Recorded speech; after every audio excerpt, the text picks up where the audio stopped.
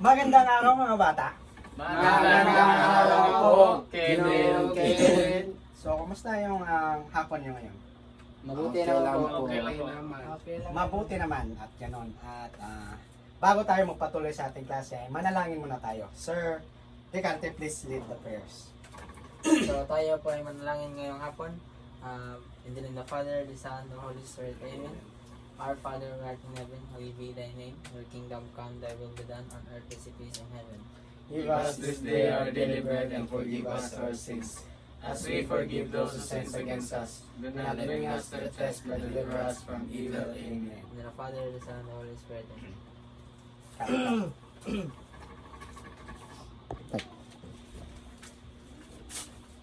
So bago tayo magpatuloy sa ating klase, ay meron akong mga tao na gusto kong ipapahula sa inyo. Handa na ba kayo? Handa na po. So yung gustong sumagot ay itaas lamang yung kamay. Sige. Ako! Ako po! Sir, Ako po! Sir Cañete, sino Si- to? Marcelo H. Del Please, Pilar po! please tumayo. Si Marcelo H. Del Pilar po! Magaling, bigyan ng palakpak! Ang pangalawang litrato, sino to? Ako! Sir, Sir, ako po, sir, sir! sir. Sir, ako po, sir! Sir Ricarte. yan po ay si Rizal. Magaling! Bigyan ng palakpak! Yung pangatlo. Ako, sir! Sir Casipo. Sino to? Si Apolinario Mabini! Magaling! Bago tayo magpatuloy, pumunta tayo sa pangalawang aktibidad, which is Scrabble Words. I mean,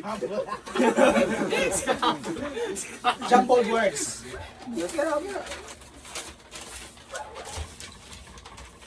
Sino yung gustong sumagot dito? Ako po, sir! Alam ko yan, sir! Sir, Sir James Manondo. Yan po ay talambuhay. Pakisulat, please.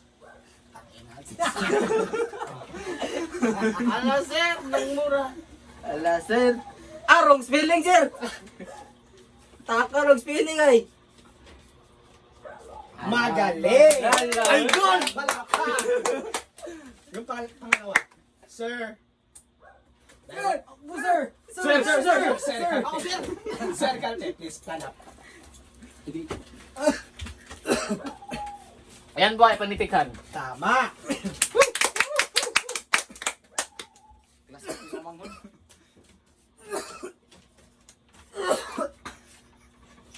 Sir, si JR, si Kubo dire ay. Tape. So base sa aktibidad na ginawa natin kanina, ano yung naisip nyo yung ideya kung ano yung paksa natin yun? Sir Calte, please stand up. So, base sa aktibidad na ginawa natin kanina po, sir, ang masasabi ko po doon ay ang paksa na tatalakayin natin na yun ay ukol sa talambuhay at panitikan po. Tama. Bigyan ng palakpak. So, topic natin ngayon ay tungkol sa talambuhay. Ano nga ba ang talambuhay? Please, Sir, pakibasa. sir, Sir ako, Cañete. Ang talambuhay ay isang anyo ng panitikan na nagsasaad ng kasaysayan ng buhay ng tao. Tama. Ang panitikan, talambuhay, pinagsama-samang salita na kung na ibig sabihin, tala ng buhay. Isang uri ng anyo ng panitikan na nagsasaad ng kasaysayan at totoong pangyayari ng isang tao at impormasyon. So may dalawang uri ng talambuhay at yun ay ang pakibasa yung muna. Uri ng talambuhay ayon sa paksa at may akda. Pangalawa, Uri ng talambuhay ayon sa nilalaman. so ano nga ba ang mga uri na ito? So ang uri ng talambuhay ayon sa paksa at may akda ay may tatlong katangian at yun ay ang talambuhay na pang-iba, talambuhay na pansarili, talambuhay na pangkayo. So ano nga ba ang talambuhay na pang-iba? Sir! Sir! Sir, Ricarte, please stand up. So, ang talambuhay na pang-iba po ay isang talambuhay na nagpaglalahad ng mga kaganapan sa buhay ng isang tao na habang isinusulat niya ang buhay ng ibang tao sa kanyang akda. Tama.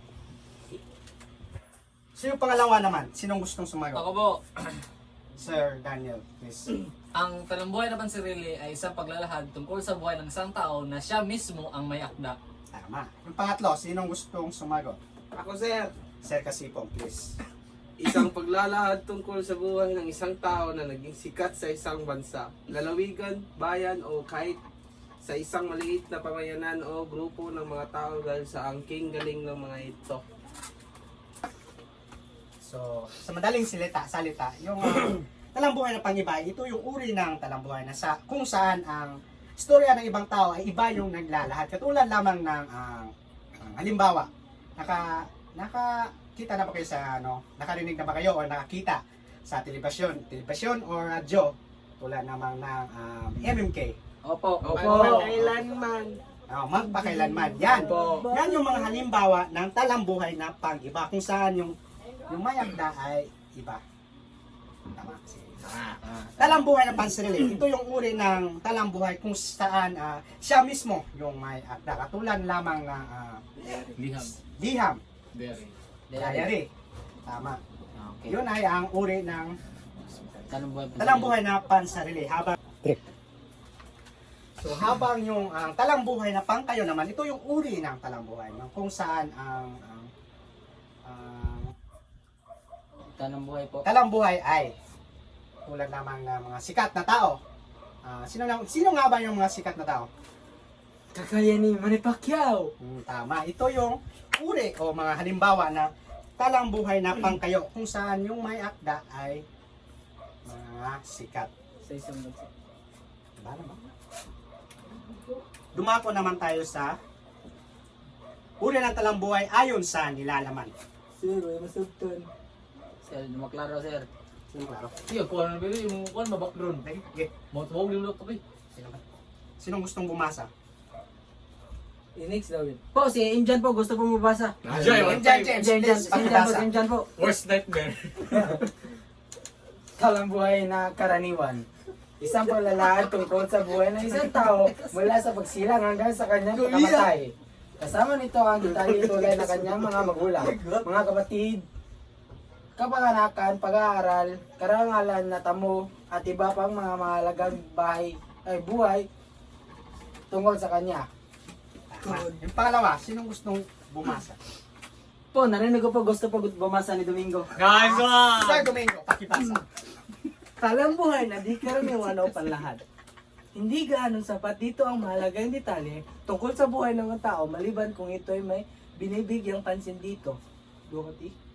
Ang mga layunin, adhikain, simulain, panindigan ng isang tao at kung paano nauugnay ang isang tao sa kanyang tagumpay o kabiguan. Tama. tagumpay mo, no? Typhoon. So yung talambuhay na karaniwan, ito yung uri ng talambuhay kung saan simulat sa pool o ibig sabihin na simula nung ipinanganak ka hanggang sa ikaw ay namatay, yun ay ang uri ng karaniwan. Ito ay naglalaman ng mahalagang detalye sa inyong buhay, katulad lamang ng mga kapatid mo, mga magulang, mga pangyayari sa buhay mo, ganyan. Mga karawan. Yun ay ang uri ng talambuhay na karaniwan.